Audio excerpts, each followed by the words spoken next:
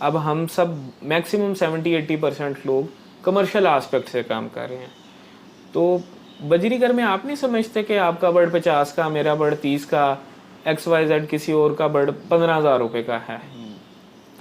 अली भाई इसके अंदर ऐसा नहीं है जिस तरह आप सोच रहे हैं। उसके अंदर मल्टीपल फैक्टर्स काउंट करते हैं। अगर एक बर्ड 50,000 रुपये का, अगर मैं 50,000 का बेच रहा हूँ, कोई और नहीं बेच सकता, उसकी मल्टीपल वजूहत है। उसमें से एक दो वजूहत ये हैं, लेट्स सपोज मैं अपने बर्ड को अच्छी डाइट दे रहा हूँ, मेरे माहौल अच्छा है, बर्ड की कीपिंग अच्छी है, बर्ड की हेल्थ अच्छी है। उसके अलावा आप टाइम के पैसे होते हैं। अगर मैं किसी को एक बर्ड दे रहा हूँ और उससे राइट पाथ दे रहा हूँ, एक मैं गाइड कर रहा हूँ, 5-10 हज़ार या 10-15% का फ्लक्चुएशन होती है, लेकिन इतना ज़्यादा नहीं होता कि मैं अगर 50,000 का बेच रहा हूँ, कोई और 15-20 हज़ार रुपये का बेच रहा हूँ। अच्छा मसद भाई, जो आप बात करें, क्या पाकिस्तान में ये बातें हजम की जा सकती हैं? सर जी बिल्कुल हज़म हो सकती हैं।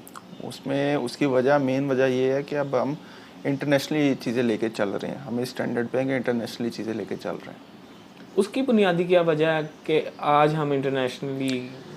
अली भाई उसका बुनियादी मेन वजह ये है कि पहले पाकिस्तान में जो बर्ड आता था ना, वो जब पूरी दुनिया में पिट जाता था तो वो पाकिस्तान में आता था। लेकिन अब अल्हम्दुलिल्लाह जब से ये ब्लैक फेस ब्लैक विंग की म्यूटेशन, ब्लैक विंग तो जब पिट गया तभी आया, लेकिन जब ब्लैक फेस आया तो वो हम टॉप कंट्रीज़ में थे। यानी कि जब दुनिया में काम शुरू हुआ तभी काम शुरू हुआ। तो अल्हम्दुलिल्लाह पाकिस्तान में ऐसे बर्ड हैं, ना सिर्फ मेरे, और भी ब्रीडर्स के पास इस तरह के बर्ड हैं जो बहुत नायाब हैं या जो सिर्फ पाकिस्तान में पाए जाते हैं।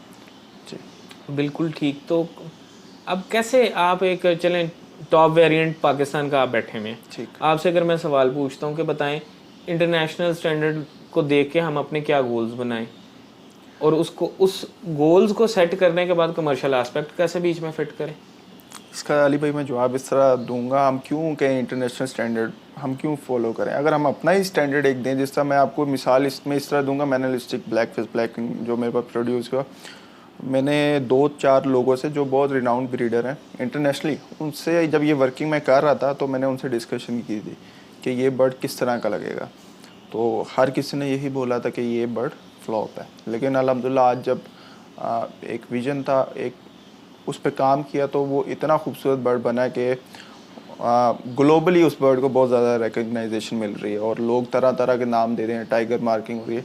ये हमने अपना गोल खुद ही सेट करना है, हमने अपना स्टैंडर्ड खुद ही सेट करना है। चलें मैं आसान लफ्ज़ों में कह सकता हूँ कि आप पाकिस्तान का टॉप ब्रीडर हैं, इसलिए आपके अंदर रिस्क फैक्टर था, आपके पास XYZ 100 खाना और लगा हुआ था, आप ये रिस्क ले सकते थे। ठीक। इंटरनेशनली एक नॉर्मल फैंसियर जिसने अच्छे पैसे इन्वेस्ट किए हैं, गोल भी हैं उसके पास, विजन भी है, वो किस तरह अपने आप को एडजस्ट करे? अली भाई एक आपने इंटरनेशनली ट्रेड ये होती है, अगर आपने इंटरनेशनल मार्केट को हिट करना है, अगर आप कहते हैं कि मैं बर्ड इस तरह का बनाऊं, अब डेफिनेटली आप अपनी मिसाल ले लें, तो आप वही बर्ड बाय करेंगे जो आपके पास नहीं होगा। आप अबव द लाइन वर्किंग करें।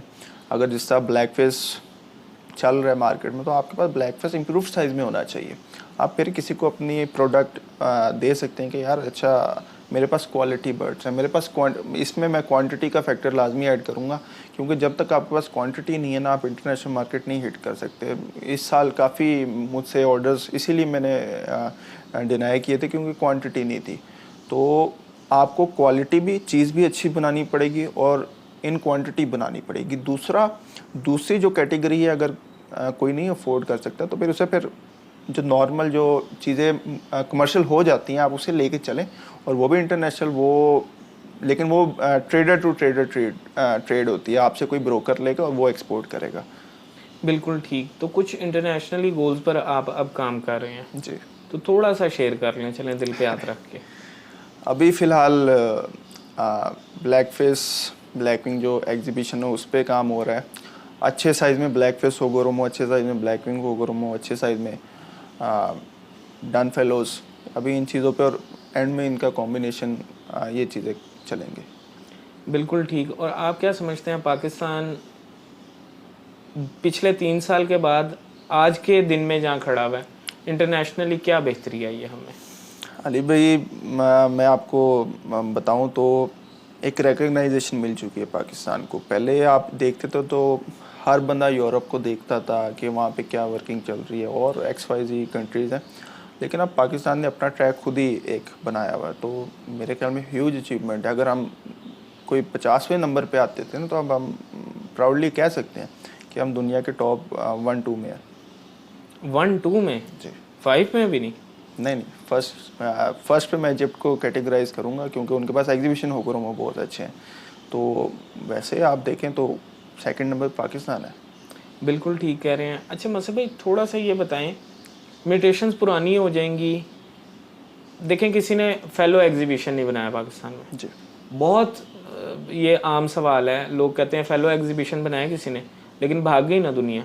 क्यों कोई ब्लैक फेस एग्जीबिशन बनाने के पीछे लटका रहेगा? बिल्कुल बिल्कुल, मैं आपको इसकी मिसाल इस तरीके से देता हूँ कि राल्फ जेनी है, WBO चैम्पियन भी हुए थे। आप उनके फेलोज जाके देखें, दुनिया उनसे बर्ड मांगती है लेकिन उनके पास बर्ड अवेलेबल नहीं है। उन्होंने अपनी लाइन नहीं छोड़ी। आपने एक चीज़ पे अगर आपने इतनी डिटर्मिनेशन ली है कि मैंने वर्किंग जब स्टार्ट किया तो उसे कंप्लीट करें। उन्होंने कंप्लीट की है और आज दुनिया मांग रही है लेकिन बर्ड नहीं है, और हम लोगों ने बीच में छोड़ दी हुई है।